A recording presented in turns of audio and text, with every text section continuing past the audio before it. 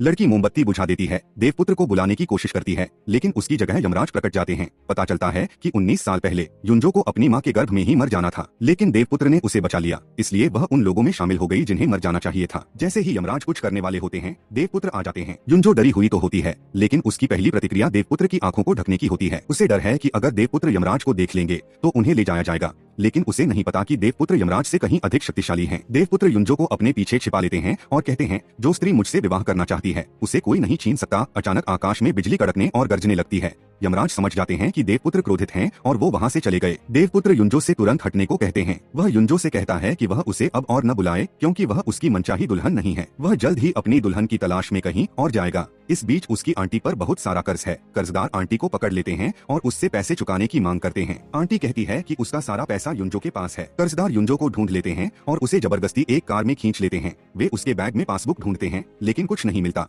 युंजो driver की lighter जलती हुई देखती है। वह देवपुत्र को बुलाने के लिए लौ बुझाना चाहती है, लेकिन उसे पीछे खींच लिया। कर्जदारों का धैर्य टूट जाता है और वे युंजो को मारने की धमकी देने लगते हैं। तभी उसकी गर्दन पर बना निशान अचानक चमक उठता है। देवपुत्र उसकी मदद की गुहार सुन लेता है। कार अचानक रुक जाती है। सड़क की बत्तियां एक एक करके बुझ जाती हैं। दो आदमी दिखाई देते हैं।